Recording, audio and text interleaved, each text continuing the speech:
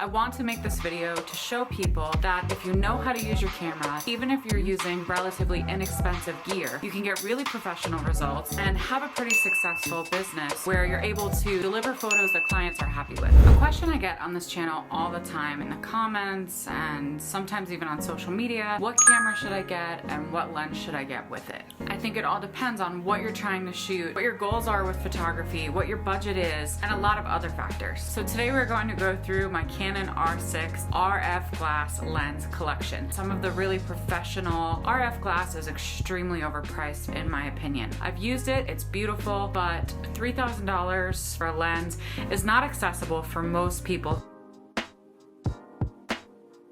Let's start off with this 24mm f1.8. I will start showing on the screen right now some photos that I've taken professionally with these lenses. I do think that this 24 is really great for setting the scene. If you're doing some getting ready photos, this has been really helpful for getting ready photos. This is very much a situational lens. This isn't one that I keep glued onto my body all day. The second one in the lineup is the 35mm f1.8 for the Canon RF system. This is definitely, I would say, my favorite lens for the Canon system that I own. Want to caveat that 35mm is a focal range that I personally love. This comes down to the photographer, right? What is the look that you want in your photos? Obviously the 35mm being a little bit tighter of a focal range, you do get a little bit more depth of field with that f1.8. I'll usually keep this on one side of my body at a wedding, and then on the other body I will keep the 85, which we'll get to in a second. This is just a lens that I love. I would highly recommend this being someone's first lens for the Canon RF system. I'll get to this at the end, but if I could only choose two lenses, it would be this 35 and the 85. Moving on to the nifty 50. It is the most affordable RF lens, and 50mm f1.8 lenses have always been extremely popular because of their lower price points, their small form factors, and the fact that they take really nice photos. The first time I ever bought a lens that wasn't a kit lens, it was a 51.8 for an old, I think it was a Canon T3i. I get why it's so popular. I think it's a very quick and easy way to get a very beautiful look. Being at 50mm, it's not too zoomed in, so it's not as limiting as say an 85. Earlier I mentioned that most of the wedding day I will have a 35 and an 85 on both bodies that I'm carrying on a dual harness. When I am doing getting readies, I actually will usually have the 24 and the 50. The 24 is more of your situational lens, and the 50 in that situation is more of your like portrait, artsy lens. I believe it's $199 for the RF version. If you go with an EF version, I think it's only $99 these days. If you should buy it as your only lens is very subjective, so feel free to leave a comment below letting me know what kind of photography you shoot, what kind of camera you have, and I can give you a more specialized recommendation on if this should be your first lens or the 35 or something else.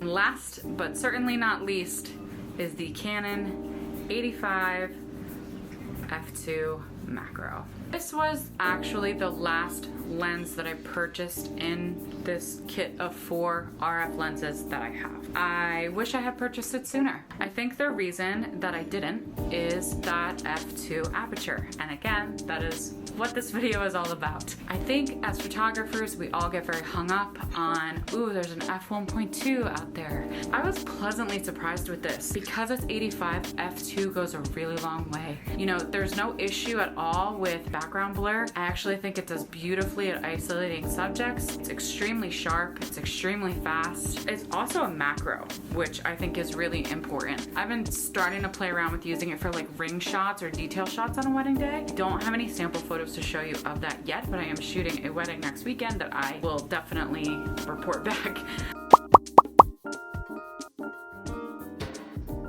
I think that having RF glass is more important than getting f1.2, f1.4 lens. There's a lot of benefits to the RF glass on the RF bodies, speed, sharpness really being the big thing. Speed is nice, but nothing has beaten RF sharpness for me, and that is why I decided to keep a Canon R6, get a second one, and use those for weddings while having Fuji be more of my personal / video cameras. If you're thinking about an EF lens, just because you want to be able to afford f1.2 or f1.4. Stop what you're doing.